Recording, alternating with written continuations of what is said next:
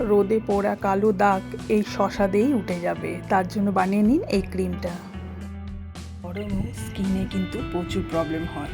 যাদের ওপেন পোর্স আছে তাদের জন্য এই ক্রিমটা ভীষণ কাজ হবে। রান্না করার সময় আমাদেরকে কিন্তু অনেকক্ষণ গরমের কাছে দাঁড়িয়ে থাকতে হয়।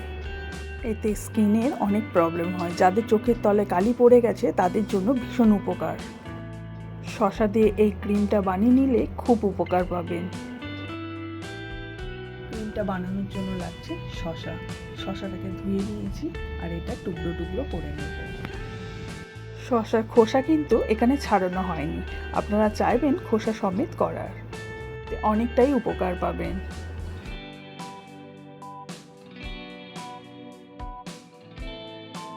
কোনো ক্রিম ছাড়া যদি শুধু শসার রসও মাখা হয় তাতেও কিন্তু স্কিনটা অনেক ভালো থাকে।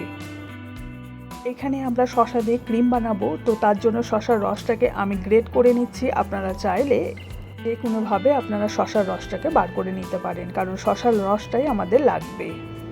ক্রিমটা যদি তৈরি করা থাকে তাহলে আপনার হাতে যখন সময় থাকবে তখন কিন্তু ইনস্ট্যান্ট এই ক্রিমটা মাখতে পারবেন। ইনস্ট্যান্ট মাখার জন্য আমি বলবো এই ক্রিমটা বানিয়ে রেখে দিন।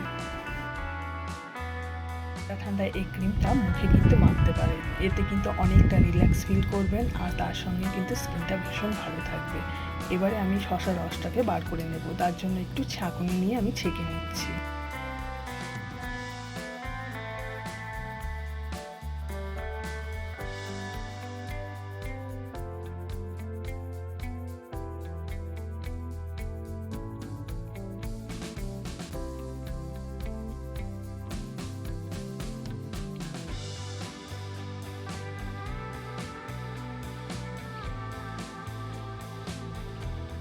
শসার জুসটাকে সব বার করে নিয়েছি। এবার লাগছে এর সঙ্গে নিতে হবে একটু আটা।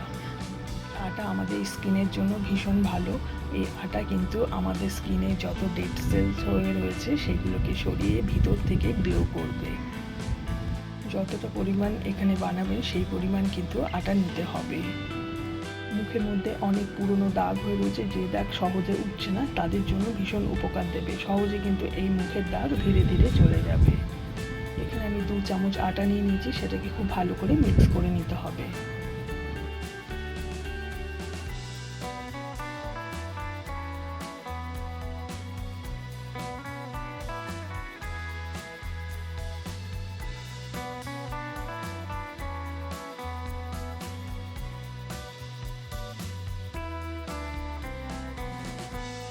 এখানে দিয়ে দিচ্ছি একটু গ্লিসারিন তো স্কিনের জন্য ভীষণ ভালো। এখানে অল্প একটু গ্লিসারিন দিয়ে দিচ্ছি। এটা আপনারা যেরকম পরিমাণ বানাবেন সেই পরিমাণ এখানে নিতে হবে। তো আমি এখানে কম করে বানাচ্ছি, সেই জন্য অল্প একটু গ্লিসারিন মিক্স করে নিচ্ছি। এটা বানিয়ে কিন্তু আপনারা ফ্রিজে স্টোর করতে পারেন 1 সপ্তাহ।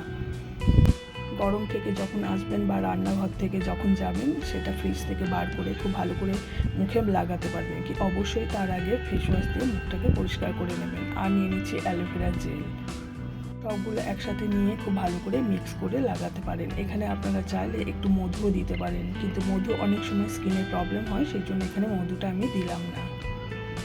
এই গরমে দীর্ঘক্ষণ যদি রোদে থাকা যায় তাহলে কিন্তু স্কিনের ভীষণ প্রবলেম হয়।